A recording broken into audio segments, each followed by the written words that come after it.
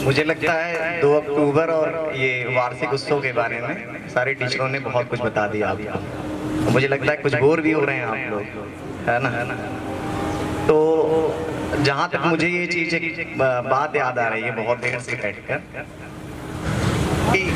चीज़ें लोग बताते हैं कैसे मैं अपनी शिक्षा लाइन को या फिर अपने जीवन को कैसे आगे बढ़ाएं। सब अपने अपने तरीके जो शिक्षक अनुभव करता है वो बता देता है।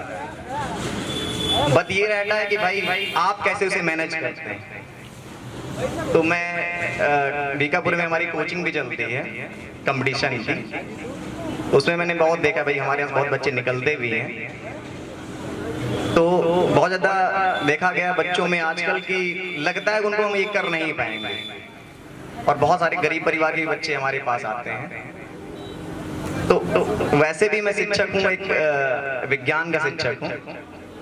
तो लोगों को, आप भी पढ़ रहे हो, आपको भी पता होगा कि हमारा ब्रेन जो है इतना डेवलप होता है कि सोचिए मत। इसीलिए सबसे अग्रणी हम लोग होते हैं। ह्यूमन जो ब्रेन होता है काफी इतना डेवलप होता है कि आप सोच भी नहीं सकते।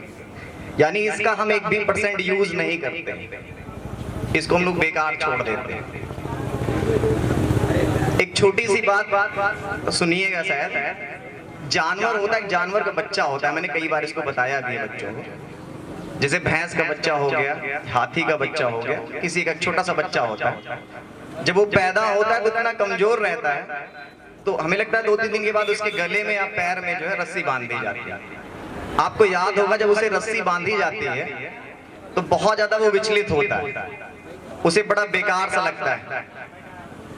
वो लगता है कि मतलब उसके पैर में या उसके गले में ऐसा क्या पड़ गया, उसे बहुत ज्यादा उसे छूटने का प्रयास करता है और इतना कमजोर रहता है कि उस रस्सी को तोड़ नहीं पाता। फिर ऐसे करते करते कुछ समय बीतता है, उसके दिमाग में एक चीज घर कर जाती है कि जो हमारे गले में या पैर में पड़ता है वो टूटता नहीं है। बिल्कुल आपकी तरह सोचना भाई, उसके दिमाग में बिल्कुल ये चीज घर कर जाती है, जो चीज पैर में पड़ता है या गले में पड़ता है टूटता नहीं। ऐसे होते करते करते एक दिन वो बहुत विशाल हो जाता है, मतलब हाथी बन जाता है या फिर भैंस बन जाता है, जिसका भी बच्चा हो।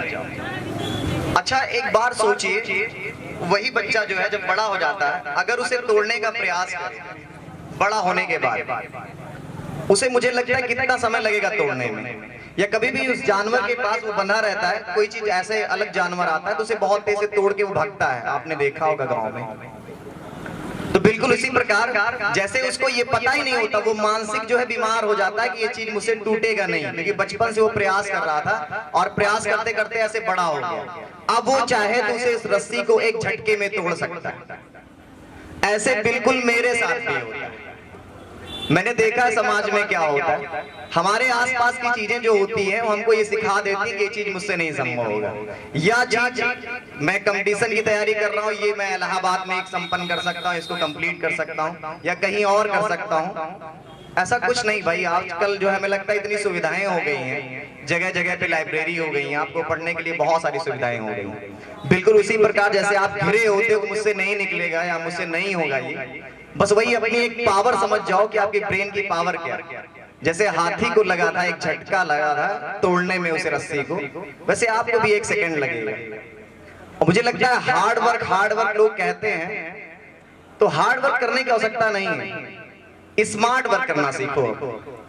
अब आजकल इतने अच्छे अच्छे टीचर आ गए हैं कि उसको शॉर्ट करने का प्रयास करते हैं, चीजों को समझाने का प्रयास करते हैं। तो हार्ड वर्क तो गधा भी करता है भाई, उसकी कीमत ज्यादा नहीं है।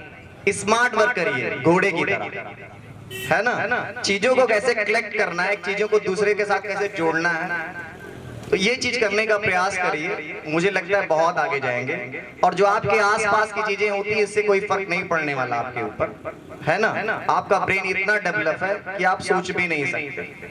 अगर आपने ब्रेन को बढ़िया से पढ़ा होगा तो एक बार पढ़िए, बहुत ब्रेन आपका डेवलप है। और मुझे लगता है कि आप बड़े भी हो इतने कि सारी चीजें की जानकारी आपके पास है ना। तो इसी के साथ जो है अपनी वाणी को विराम देते हैं। धन्यवाद।